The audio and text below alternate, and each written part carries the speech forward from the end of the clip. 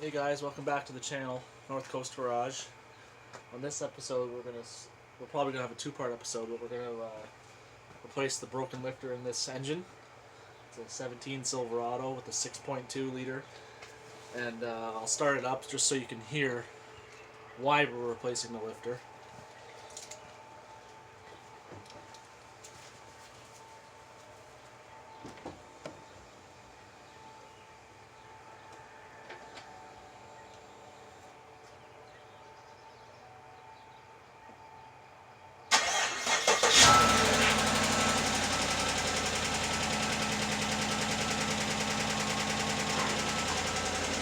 As you can tell, took the wheel liner out already, but the exhaust lifter for number 4, cylinder 4, on the passenger side here is the broken lifter. Now when it first started making that noise, I stopped driving it so I didn't cause any more damage than necessary. And it had bent the push rod, but I had put an old push rod in that was not bent, and it wasn't misfiring or anything, but it was still making the noise. So the lifter's got to come out, and we're going to replace it.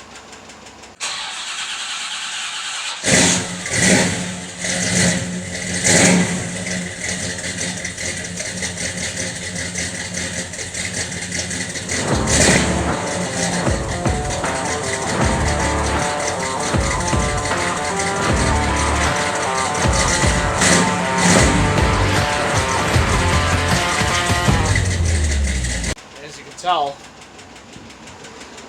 when it first starts up, it's quite loud, and it actually quiets down quite a bit after it runs a little bit.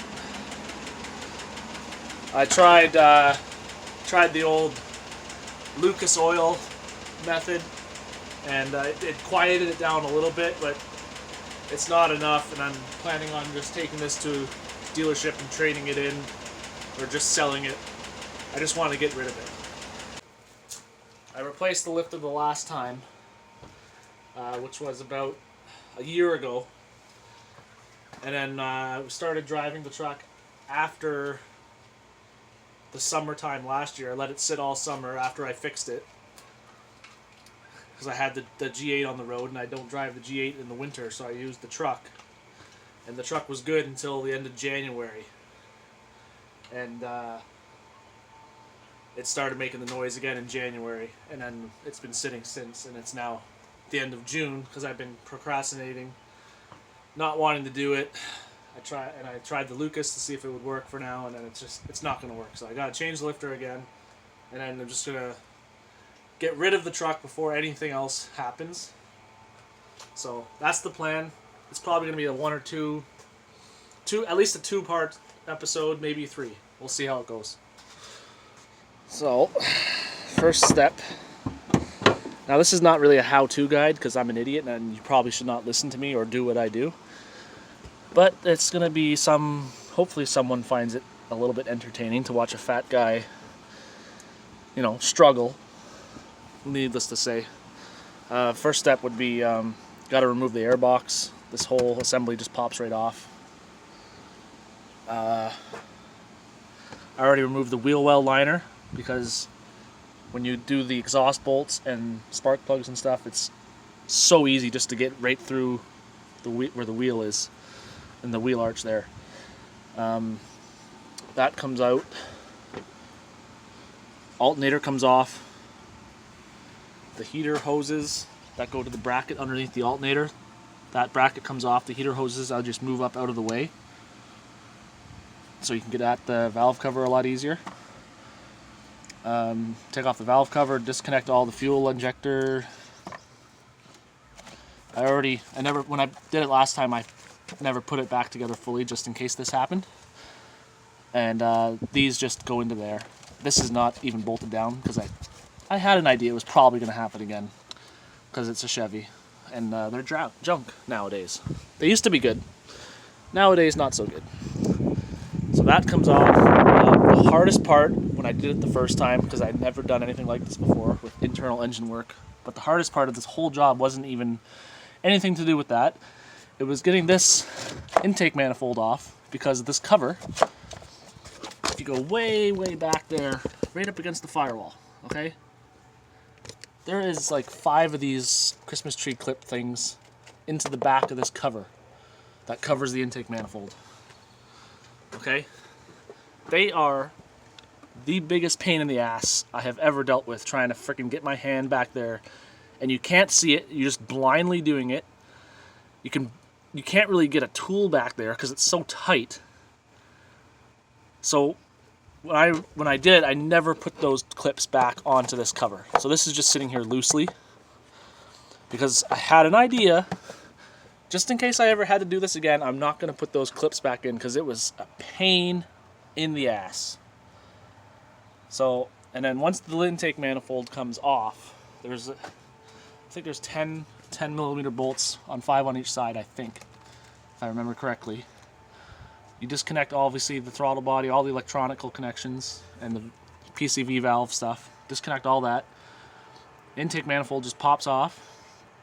And then you have the fuel on the direct injection engines, which is the 2014 and newer model.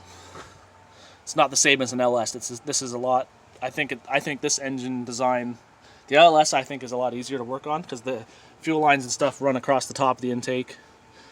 It's just easier to, in my opinion anyway. Some people might disagree, but it was easier to get at. But underneath the intake manifold, there's going to be a piece of styrofoam, like heavy duty styrofoam stuff, whatever it is. You lift that off. Underneath that there is the fuel lines. And you disconnect the fuel line that runs to the passenger side. And then you can take the head off. It's not that bad. I was really nervous the first time I did it.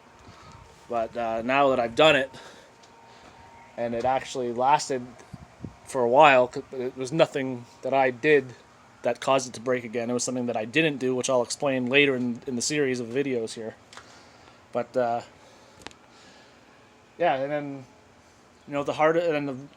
some people say you can reuse the torque to yield head bolts. Some people say you don't reuse them.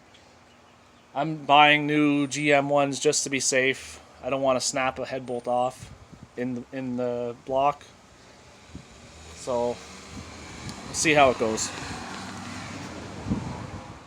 Alright, so we just need a regular flathead. Loosen that. See, if this was a little bit of a lower... God dang it. This was a lower truck. I'm going to have to redo that. Can you still see me, guys? Is the phone pointed right? Yes, this is a very budget channel. I don't even have an actual camera. I'm using a cell phone and a cheap tripod from Amazon. That's why the phone moved there, because it's, we're going to try to do this as cheaply as we possibly can. I'm going to cut corners that you shouldn't cut corners. But it's good enough for the dealership that's hopefully going to buy it. But they're obviously not going to know about me cutting the corners or me doing the job at all. So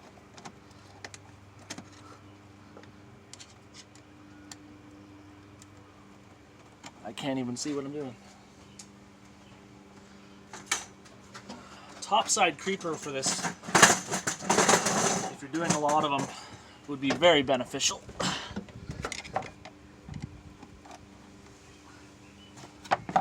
Okay, so to get these PCV things off, these gray clips, right there, you squeeze and just pops right off, just like that. This one is opposite, it's on the bottom. Push up, there. And then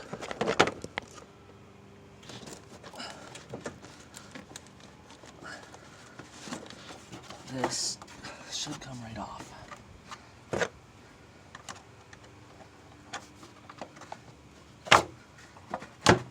just like that. See? Look how much more room now. Look at how big this thing is. It's unbelievable.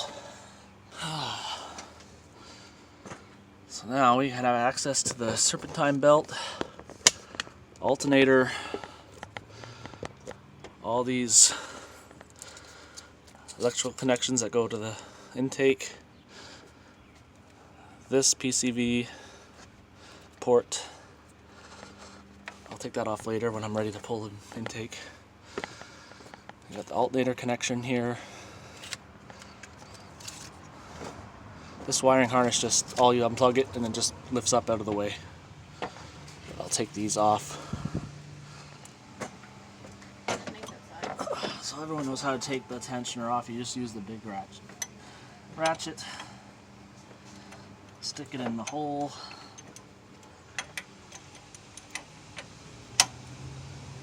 And then you can loosen the tension on the belt.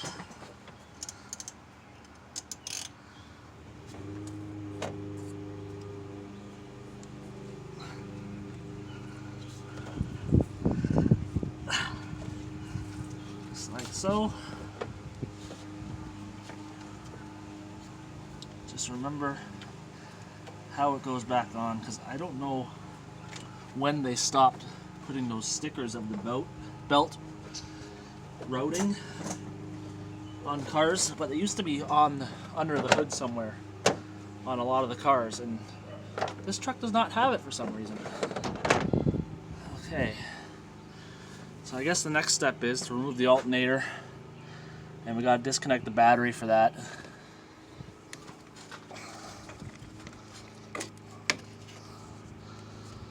All right.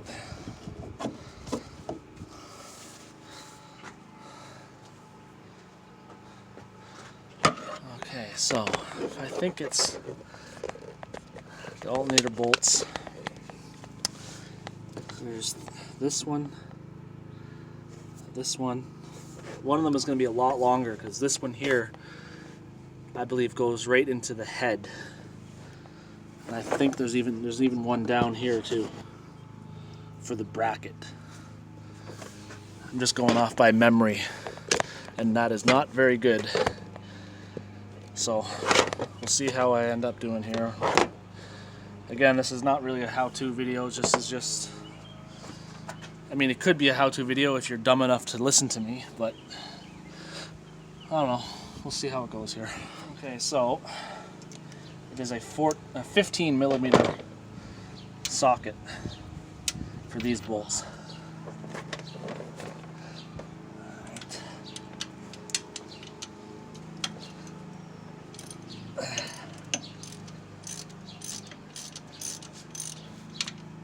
That one was looser. Maybe my gun's just old and shit. You guys like DeWalt stuff or Milwaukee? I was given DeWalt as a gift, but I don't know. I've never had Milwaukee, so I can't really comment on it. But DeWalt is got to be almost 10 years old now, and I used to use it when I worked professionally in the auto body shop. So I've beat the crap out of it, and it's still good now. So just probably couldn't get a good enough to loosen these up. You know, I don't know what I'm saying. Like I said, don't listen to me. I'm an idiot. And I think that's a 13 millimeter here.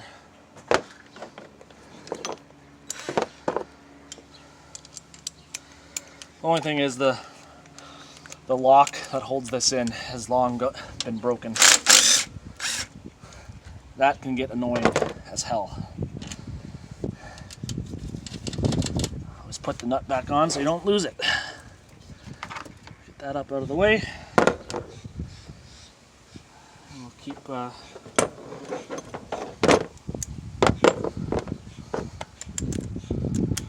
be able to do this now here. Yeah, see, there's not enough room. So that's the short one. This one's long because it goes into the head. Might be able to get enough room if I use the swivel. I can get the gun up out of the way.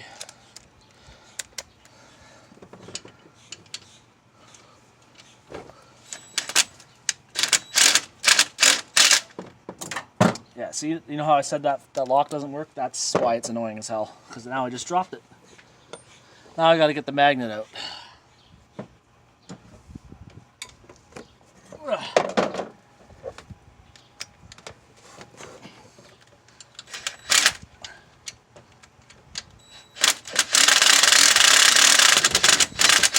I could just dropped it again. This time I can't see it. Let's go fishing. Oh, I found the lost valve cover bolt that I lost last time I did this job. That's good. Now I have all 10 of them.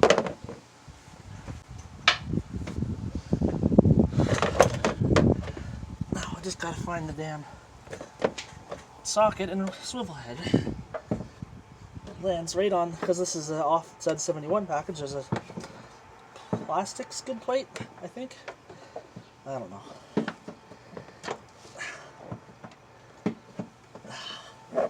This is not fun. I'm just glad it's not 100 degrees Fahrenheit like it was the last 5 or 6 days last week. Okay, well, that's gone. I can get it later. You can see this one goes into the head. This one just goes to hold the alternator in.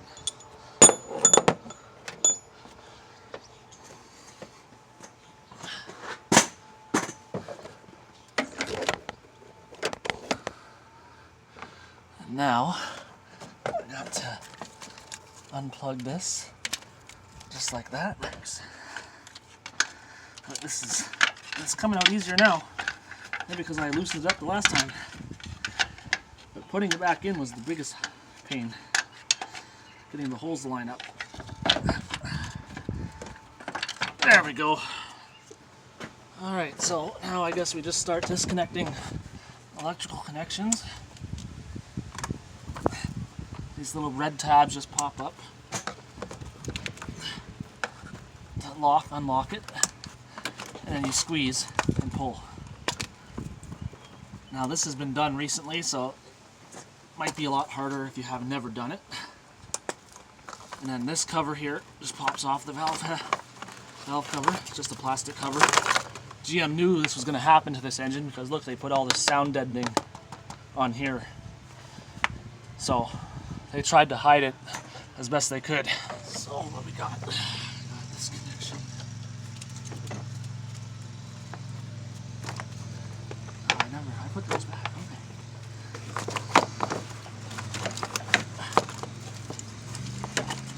Slide tab here. Out of the way. Always use a chrome socket on your impact gun. This one's a piece of crap, doesn't even have probably enough torque to shatter it.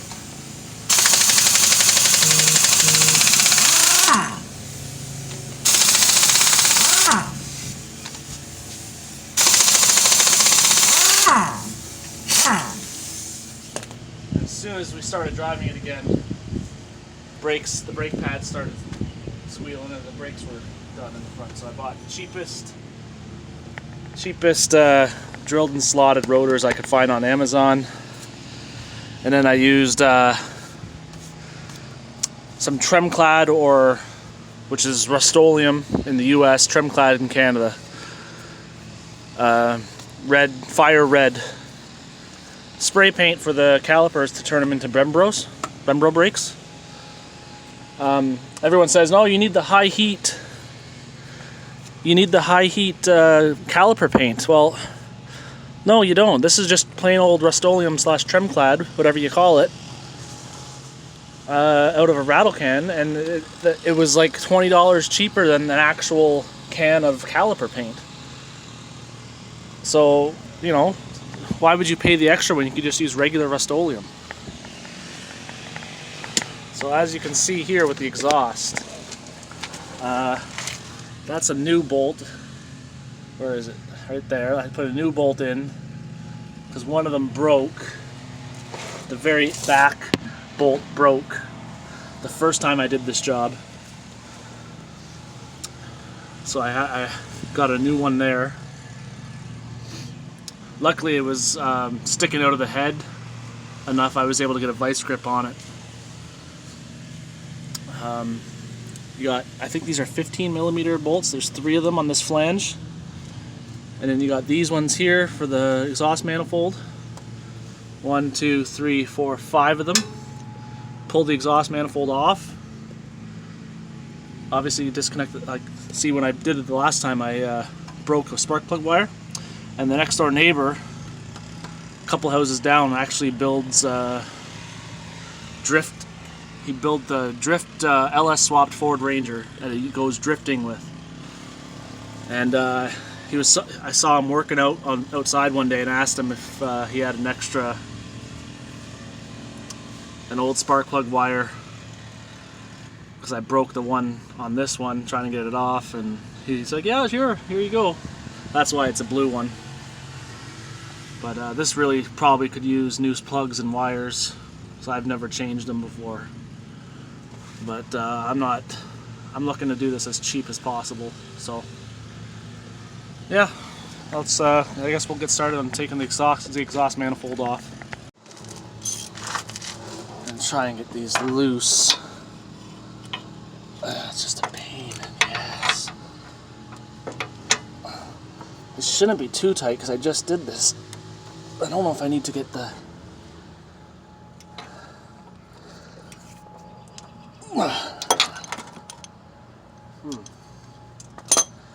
Give me a second.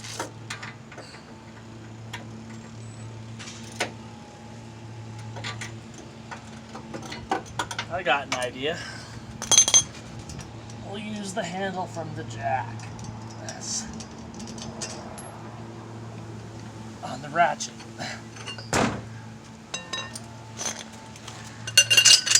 Instant torque.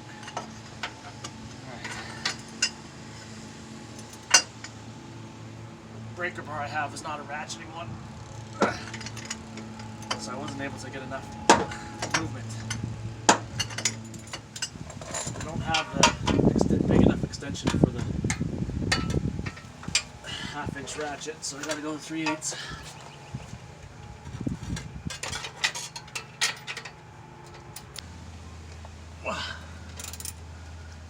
See, I don't have the leverage with the smaller ratchet, but oh, don't fall over, camera. I got the jack handle here again. On the 3/8 ratchet, this should be fun.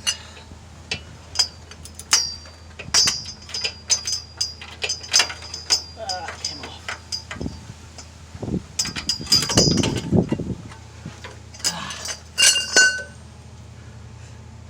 The swivel head's too loose and it just keeps flopping over, and then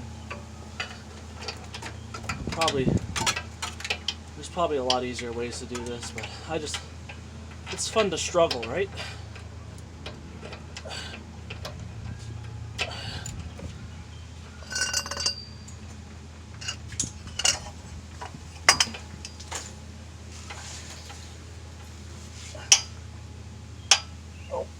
Oh!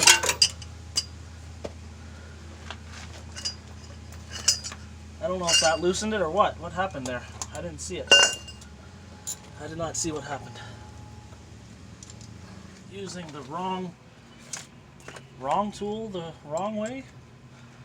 Or the right tool the wrong way? No, it's the wrong tool for the wrong application of the wrong... You get the idea. The wrong tool the wrong way, the wrong application, the wrong adapters, swivels. Proper, what's the P5, is it 5 P's? Proper planning prevents piss poor performance or something?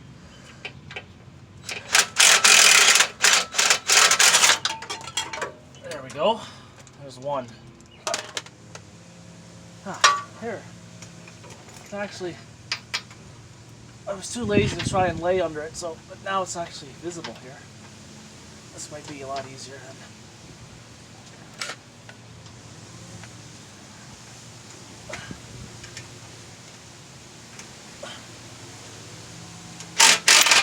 If the jack stand fails and the truck falls on me, just leave me to die, okay? No insurance on me. There's no life insurance on me? No. Oh, great.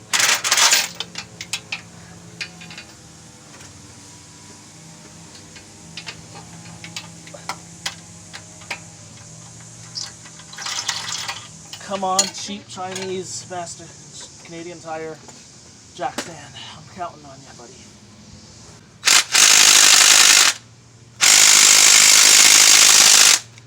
Maybe reduce the amount of extensions and see if it works.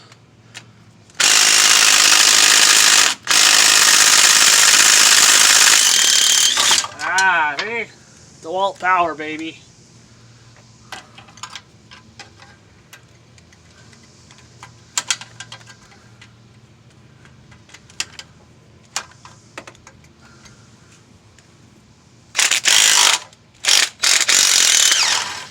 That's really difficult to do with the spark plug's boot still there. Am I just dropping bolts and I can't... Like, where did that other one go now? I'm sure it's not important.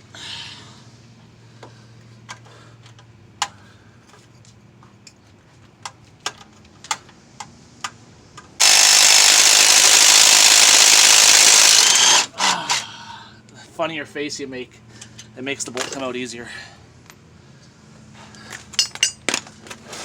So I got 3 out of the 5.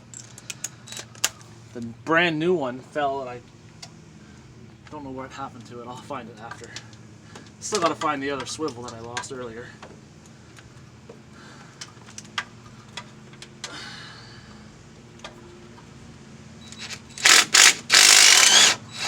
That one came out really good. Now the hardest one is right at the back. Right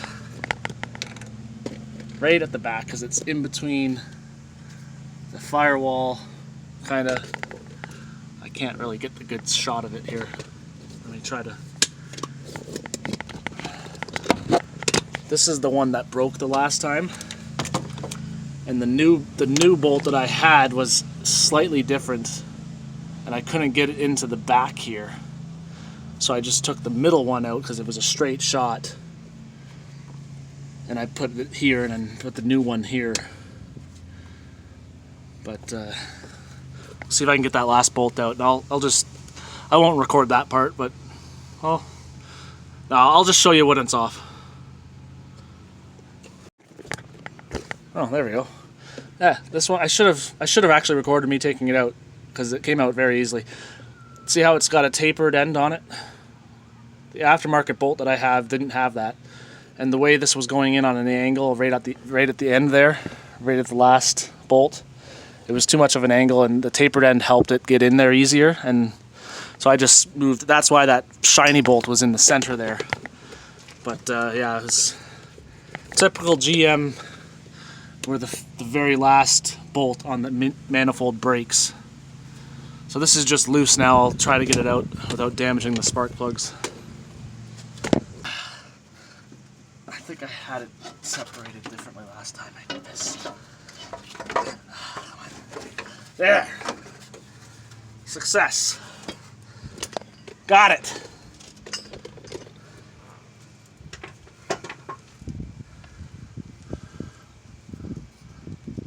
Now I can get these off easier by getting a grip on them.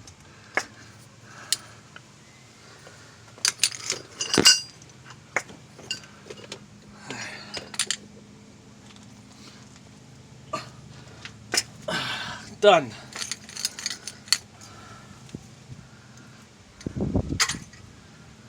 See? Eventually, you will get it. So those are the head bolts. When you're torquing these down, it's actually probably easier to do it from in the wheel well again for these bottom ones.